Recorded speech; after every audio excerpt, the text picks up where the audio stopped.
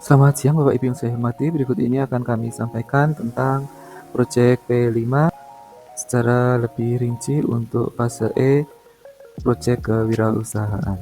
Di sini ada Google Drive yang nanti akan kami share sehingga Bapak Ibu bisa mendownload semua file yang ada di fase E kewirausahaan kelas 10.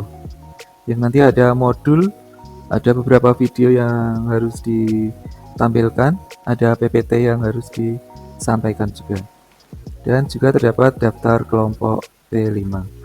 Untuk modul project di sini Bapak Ibu bisa melihat bahwa untuk project P5 ini temanya kewirausahaan, kemudian dimensinya kreatif dan bergotong royong. Jadi dimensi ini nanti kita tekankan kepada para siswa. Kemudian secara lebih detail di pertemuan pertama, itu nanti fasilitator masuk ke kelas untuk menyampaikan definisi P5 menggunakan PPT kode 1E1. PPT kode 1E1 ini seperti apa? Seperti berikut ini. Di halaman pertama ada judul, di halaman berikutnya ada berkenalan dengan P5, nanti Bapak Ibu membacakan apa yang ada di dalam PPT ini. Kemudian disampaikan juga bahwa P5 ini terdiri dari 6 dimensi, dari dimensi beriman, bertakwa kepada Tuhan Yang Maha Esa sampai dimensi mandiri. Kemudian di pertemuan pertama ini, para siswa kita suguhkan video tentang yel-yel profil pelajar Pancasila.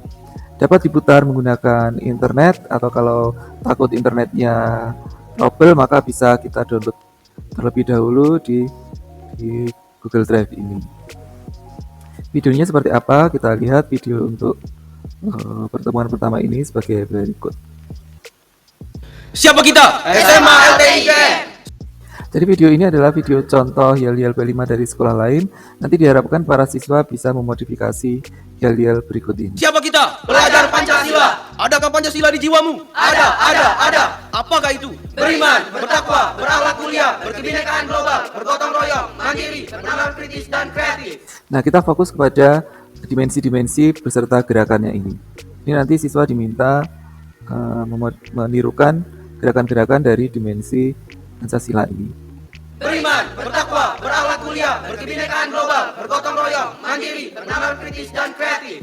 Nanti ditambahi dengan yel-yel sesuai apa keinginan para siswa, misalnya ditambah yel-yel Semandiro juga bisa. Setelah itu, setelah menampilkan yel-yel, maka kita menyampaikan tugas hari ini adalah sebagai berikut. Jadi setiap kelas nanti akan dibentuk menjadi beberapa kelompok. Kelompoknya kita tampilkan di depan, termasuk fasilitatornya. Kemudian setiap kelompok diminta membuat grup WA di mana fasilitatornya dimasukkan ke dalam grup WA tersebut. Kemudian para siswa diminta membuat yel-yel, bisa berlokasi di kelas, di luar kelas juga bisa, yang penting masih ada di lokasi sekolah. Nah, itu saja pertemuan pertama ini. Nanti Bapak Ibu bisa meninggalkan kelas, kemudian siswa bisa bekerja mandiri membuat yel-yel tanpa harus ditunggu oleh fasilitator. Fasilitator tinggal menunggu hasilnya di grup WA. Nanti siswa diminta mengirimkan hasilnya di grup WA. Hasil ini kemudian fasilitator berikan komentar di grup tersebut, apa yang kurang, apa yang harus ditambah, apakah kurang jelas, kata-katanya kurang jelas, atau gerakannya kurang jelas, dan sebagainya. Kemudian kita menuju di pertemuan kedua. Di pertemuan kedua, apa yang dilakukan kita sebagai fasilitator ya? Di pertemuan kedua ini,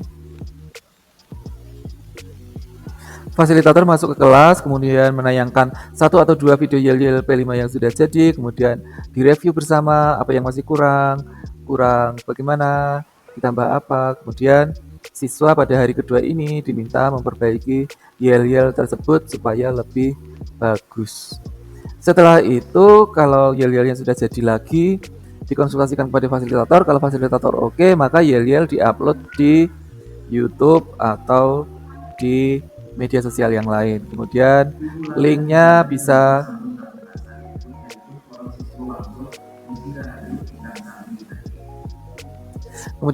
disampaikan kepada fasilitator, nanti disampaikan kepada fasilitator P5 kepada Ibu Uci dan Ibu Danar untuk nanti kami masukkan ke katalog digital karya siswa. Nah, jadi di pertemuan pertama seperti itu, pertemuan keduanya para siswa mandiri lagi, pertemuan ketiga kita masuk ke PPT yang berikutnya. Di PPT yang berikutnya ini apa saja yang harus dilakukan? Silakan fasilitator bisa membaca PPT-nya, kemudian apa saja tugasnya di hari tersebut.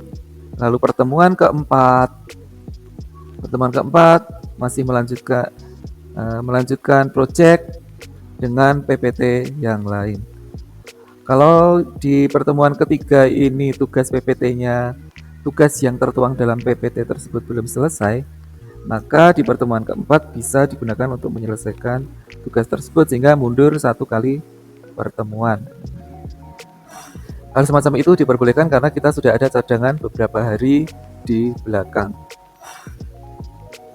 Di pertemuan keempat ini PPT-nya seperti apa nanti Bapak Ibu bisa melihat sendiri di PPT kode 1E4. Demikian sampai pertemuan-pertemuan berikutnya. Di sini sudah insya Allah sudah jelas apa yang harus dilakukan fasilitator. Nah, untuk selanjutnya adalah kita melihat di kelompok P5. Misalnya di sini kelompok P5 kelas 10A itu kami sudah membagi menjadi 6 kelompok. Masing-masing kelompok pertama difasilitasi oleh Bapak Dedi, kelompok kedua Ibu Endang, kelompok ketiga Pak Yatno, sampai kelompok ke-6 saya sendiri. Nah, karena P5 kita ini masih berbenturan dengan pembelajaran, maka jelas-jelas nanti ada beberapa Bapak Ibu guru yang tidak bisa mendampingi ke kelas karena mengajar di kelas-kelas tertentu. Jadi tugas dari Bapak atau Ibu yang ada di atas sendiri, yang kami warna hijau ini adalah memastikan bahwa pada pertemuan tertentu itu ada fasilitator yang ready untuk masuk jika pada pertemuan itu harus menyampaikan PPT. Misalnya besok hari Selasa itu Bapak Dedi harus memastikan bahwa besok hari Selasa itu ada fasilitator yang menjelaskan di kelas karena pada pertemuan pertama itu harus ada PPT yang ditayangkan di depan kelas sehingga Bapak Dedi bisa mengkonfirmasi ke Ibu Endang, Pak Yatno, Bu Puji, Bu Siti, Pak Akil, apakah mereka ready pada hari tersebut. Kalau semua ready berarti semua masuk ke kelas tersebut. Tapi kalau ada 1 atau 2 guru yang tidak bisa masuk karena mengajar di kelas lain, maka guru yang lain harus bersedia menyampaikan PPT tersebut. Misalnya saya pada hari Selasa besok tidak mengajar kimia di kelas yang lain sehingga saya ready untuk menyampaikan PPT di kelas 10A. Jadi tugas dari Bapak Ibu guru yang berwarna hijau yang ada di atas ini adalah memastikan bahwa pertemuan berikutnya kalau ada PPT yang harus ditayangkan, maka harus ada Bapak Ibu guru yang bertanggung jawab menayangkannya. Jangan sampai ada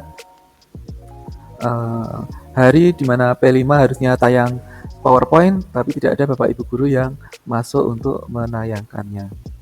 Demikian untuk 10A ini Bapak Dedi, 10B adalah Bapak Abidin, kemudian 10C adalah Bapak Sutarji, 10D adalah Ibu Elin, kelas 2A adalah Ibu Endang, kelas 2B adalah Ibu Ekarina, kelas 2C adalah Ibu Puji, dan kelas 2D adalah Bapak Agus Nugroho Eskom. Nah, semoga penjelasan ini dapat membantu, namun jika nanti ada hal-hal yang perlu ditanyakan, bisa menanyakan kepada Ibu Siti atau Ibu Puji atau Ibu Danar atau saya, nanti akan kami diskusikan di kelompok kami tersebut.